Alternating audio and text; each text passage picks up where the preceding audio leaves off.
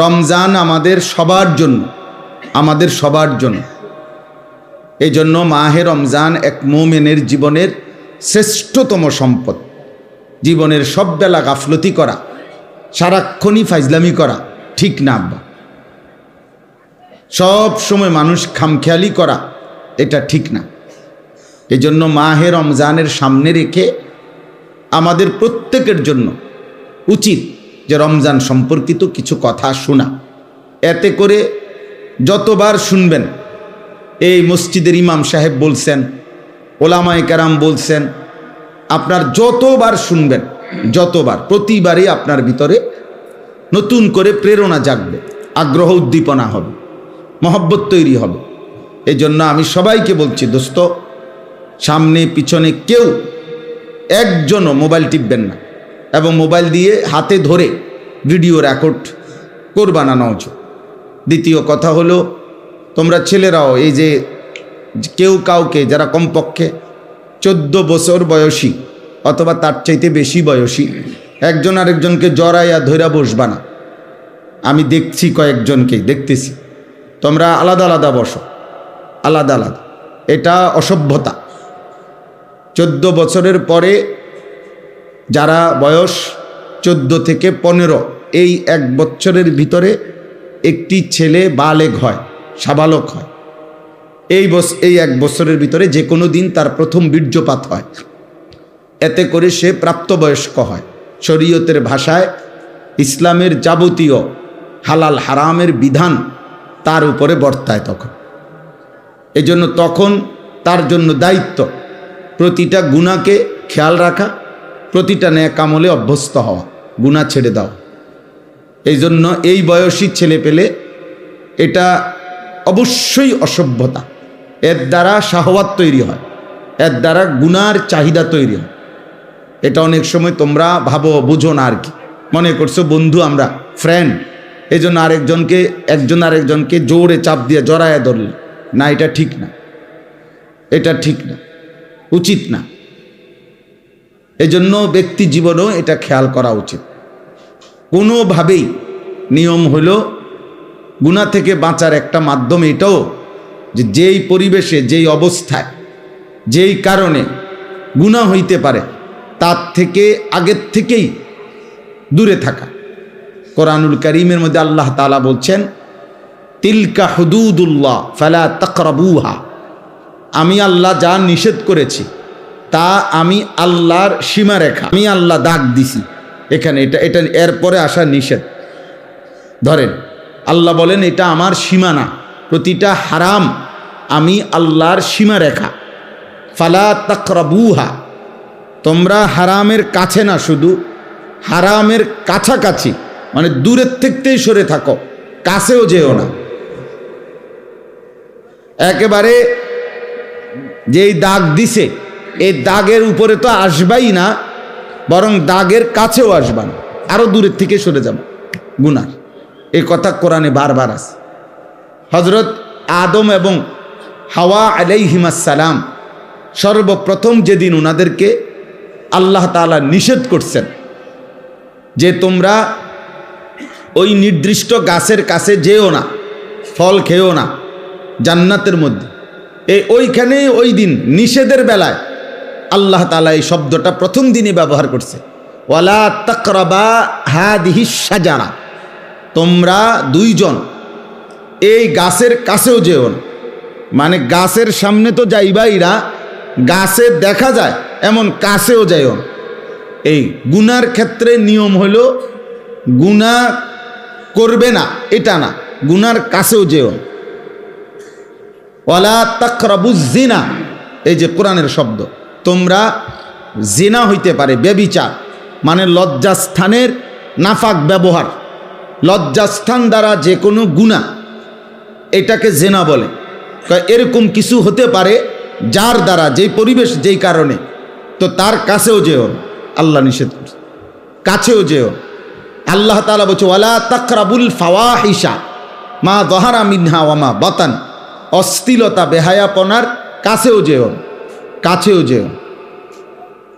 এই জন্য এটা গুরুত্বপূর্ণ। এই শব্দটা বারবার আছে কোরআন শরীফ, ওয়ালা তাকরাবা, ওয়ালা তাকরাবু, কাছেও যেও না, গুনার কাছেও যেতে নাই, গুনার কাছেও যেতে না। মায়া জালের মতো গুনাহ, অর্থাৎ গুনার কাছে যদি কেউ যায় তো গুনাহ তাকে টেনে নিয়ে যায়, তাকে আস্তে আস্তে অল্প অল্প করে একটু একটু করে তাকে গুনার দিকে এগিয়ে নিয়ে যায়। কেউ একদিনেই হয়তো সব গুনায় অভ্যস্ত হয় না।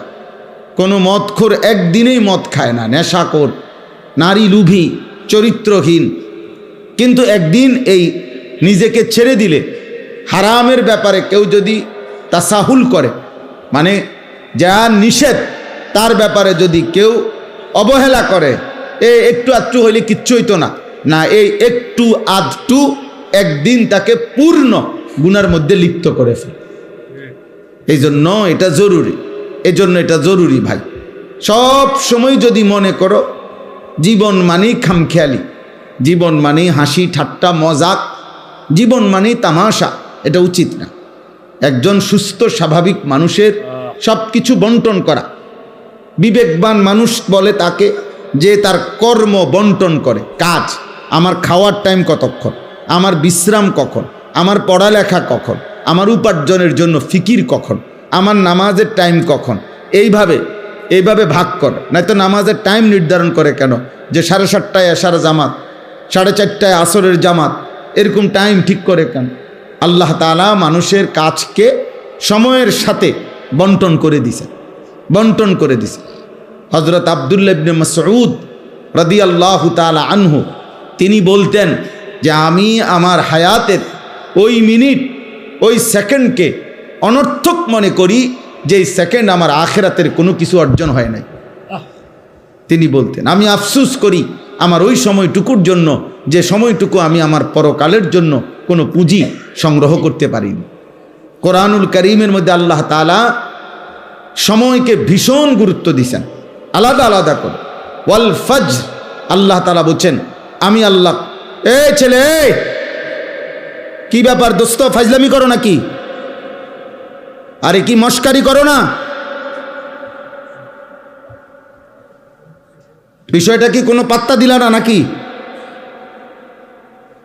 হে আবার ওর লগে রসিকতা করে। আরে তুমি কি আমারে দেখো নাই আর কোনোদিন? সাবধান, তোমার চলে যাওয়ার অনুমতি আছে আব্বা, তুমি বাইরে গিয়া লাফাও, নইলে 2 ঠ্যাঙ্গাল গি দিয়ে, আমার কোনো আপত্তি নেই। মোবাইল না, শুধু যেটা মন চেটাক, আমি তো অনুমতি দিছি যে যার দরকার হলে সে বাইরে চলে যাক, কোনো সমস্যা নেই। আমি এমনিতেই আসছি, মূলত আজকে আসতে চাই নাই। ফেরদাউস ভাইকে অনেকবার বলছি যে নির্বাচন পর দিন না আসলেই ভালো হয়, এ কথার উপরেই ছিলাম। জুমার আগেও, গতকালকেও, তার আগের দিনও জুমার নামাজে দাঁড়াইছি। আর আমি আজকে নামাজ যখন পড়াইতেছি জুমা, আমার কেন জানি নামাজের সময় কথাটা মনে হয়েছে যে ওনারা যে নিষেধ করতেছি, যদি উনি রাগ করে। ও মকবুল বাইরে নামাজের আগেও বলছি যে আসবো না, কিন্তু নামাজ অবস্থা হঠাৎ এই কথাটা 1 মিনিট আমার মনে হয়েছে যেন, যে যদি উনি রাগ করে। তো আবার নামাজের পরে ড্রাইভাররে বললাম আবু বকর ভাই আবার ফোন দেন, না জামু। এই হলো হালাত। এই জন্য দোস্ত আমি ব্যক্তিগতভাবে এটা পছন্দ করি না, আমি এই ব্যাপারে কঠোর। আমি শ্রোতা একজন হোক, কিন্তু গাফেল মানুষকে বলতে রাজি না, অমনোযোগী মানুষকে আমি বলতে রাজি না। যে কলস, আল্লাহ রাসূল সাল্লাল্লাহু আলাইহি সাল্লাম বলছেন যে কলসি উল্টানো, এই যে মনে করেন এই পানির বোতল, এটা যদি উল্টানো হয় এভাবে, তাহলে এখানে আটলান্টিক মহাসাগরের পানি ঢাললেও এটা পুড়বে না। কেন? এটা উল্টানো। এজন্য যেই দিল উল্টানো, যেই দিল গাফেল, ওইটার কাছে যদি 30 পারা কোরআনও বাইটটা দেওয়া হয়, সে তো এটা উল্টাইয়াই রাখছে, কাম হইতন, আর কোনো পরিবর্তন হবে না। কারণ সে তো কথার প্রতি কোনো মনোযোগই নাই তার। তো তারে আপনার ফিকির হইল শুনছি খিচুড়ি দিব, এটা দিব কোন সময়, অথবা 1 ফোঁটলা বিরিয়ানি দিবনি, খবর ল দিলে দিয়ে লাই তো কহুদা ঘুরাইয়া লাভ কি? বুঝলেন না কথা? সাবধান আব্বা, মুসলমানের সন্তান প্রতি মুহূর্ত ফিকিরমান্দ হওয়া চাই। কাজের বন্টন সুস্থ স্বাভাবিক, এটা মানুষের পরিচয়। আল্লাহ তাআলা কোরআনুল কারীমের মধ্যে বলছেন ওয়াল আসর, আসরের কসম, ওয়াল ফজর, ফজরের কসম। আল্লাহ তাআলা কসম করছেন সময়ের আলাদা আলাদা। ওয়াল লাইলি ইদা ইয়াগশা, কসম করছি রাত্রির যখন তা পূর্ণ অন্ধকার হয়। এই যে আল্লাহ বলছেন ওয়ান নাহারি ইদা জাল্লাহা, কসম করছি দিনের যখন তা পূর্ণ আলোকিত হয়। এভাবে রাতের কসম করেছেন, দিনের কসম করেছেন, ফজরের কসম করেছেন, আসরের কসম করেছেন। ওয়ালায়ালিন আশরিন, 10 রাত্রির জিলহজ্জের আল্লাহ বলছেন কসম করছি। ওয়াদ্দুহা, সকালবেলার সূর্য যখন পূর্ণ আলোকিত হয়, ওই আলোকিত পূর্ণ সূর্যের ওয়াক্ত সময়ের কসম। ওয়াল্লাইলি ইদা সাজা, রাত্রি যখন পূর্ণ অন্ধকার হয় ওই সময়ের কসম। আল্লাহ তাআলা এইভাবে কখনো গভীর রাতের কসম, কখনো সন্ধ্যা রাতের কসম, কখনো ভোরের আলোর কসম, কখনো ফজরের ওয়াক্তের কসম, কখনো আসরের ওয়াক্তের কসম, কখনো 10 রাত্রির কসম। এভাবে আলাদা আলাদা সময়ের কসম করে আল্লাহ বলছে বান্দা সময় তোমার জীবনে প্রতি ঘন্টা মিনিট সেকেন্ড শতভাগ মূল্যবান, শতভাগ মূল্যবান। অ্যাম্বুলেন্সের পিছনে অনেক সময় লেখা থাকে, অনেক অ্যাম্বুলেন্সের পিছনে লেখা থাকে যেখানে প্রতিটি মুহূর্ত মূল্যবান। অর্থাৎ এই কারণে অ্যাম্বুলেন্স সর্বোচ্চ প্রায়োরিটি। রাস্তায় চলতে গেলে অ্যাম্বুলেন্সকে সর্বোচ্চ কি দেওয়া হয়? ছেড়ে দেওয়া হয়, যত জ্যাম হোক, যত ঝামেলা হোক, কারণ এখানে রুগীর প্রতি সেকেন্ড মূল্যবান। 1 সেকেন্ড দেরির কারণে রুগীটা মারা যাবে। এই জন্য যেখানে প্রতি মুহূর্ত মূল্যবান। আরবি কিতাব আছে, আরবি ভাষার প্রবাদ, আল ওয়াক্তু আনফাসুম লা তাউদু, সময় নিঃশ্বাসের মতো যার কখনো ফিরে আসে না। কোনো নিঃশ্বাস মানুষের আর ফিরে আসে না। এটা দ্বিতীয় নিঃশ্বাস, ওইটা তৃতীয় নিঃশ্বাস, আগেরটা না। কোনো সেকেন্ড আর আসে না, এটা তো চলে যাওয়ার সেকেন্ড। ইমাম শাফিঈ রাহমাতুল্লাহ আলাইহি বলছেন যে আমাদের জীবনে আছে কি, যে ওয়াক্ত চলে গেছে সে তো চলেই গেছে, যে ওয়াক্ত আসবে সে তো আমি জানি না আমার জন্য আসবে কি না। কাজেই সময় আমার কতটুক, এই মুহূর্তটাই, প্রতি মুহূর্ত যেই মুহূর্তে আমি আছি এই মুহূর্তেই আমার সময়। কারণ আগামীর মুহূর্ত আমার জীবনে আসে না নাই তার তো কোনো নিশ্চয়তা নাই। পিছনের মুহূর্ত তো চলেই গেছে, তাকে তো আর ধরে আনার সুযোগ নেই। পিছনের কোনো মুহূর্ত আর আনা যাবে না। আগামীর কোনো মুহূর্তের নিশ্চয়তা আছে? তাহলে এই শুধু এখনই সময়, এটুকু সময়। পিন পয়েন্ট ধরলে তো আরও, মানুষের বর্তমান নাই বললেই চলে। প্রতি পিন পয়েন্ট মানে অর্থাৎ আপনি যদি একটা বল পেন, শীষ কলম যদি আপনি ধরেন, একটা ফোঁটা দিলেন আর একটা জায়গার মধ্যে আপনি ধরলেন, ধরলেই চিন্তা করেন এখানে ধরলে 1 সেকেন্ড যাইতেছে তো সে তো চলে যাচ্ছে, 1 সেকেন্ড আসতেছে তো সেটা তো আসতেছে। তো মেন বর্তমান মুহূর্তটা তো নাই বললেই চলে, আস্তে আস্তেই চলে যায়, আর না আসতে তো ভবিষ্যৎ থাইকা যায়। এই জন্য হায়াত একদম অল্প, সময় একদম অল্প, বাস্তবতা ভাই। ছেলেরা তোমরা যদি বুঝতা, তোমরা যদি বুঝতা, বাবা আপনারাও যদি বুঝতেন, যিনি বৃদ্ধ তাকে আল্লাহ দয়া করেছেন, যিনি যুবক তাকে আল্লাহ দয়া করেছেন, যাকে আল্লাহ হায়াত দিয়েছেন তাকে আল্লাহ তাআলা রহম করছেন। এক একটা হায়াত, এক একটা ঘন্টা আল্লাহ তাআলার দয়া। বান্দা আমি তোমাকে সুযোগ দিচ্ছি।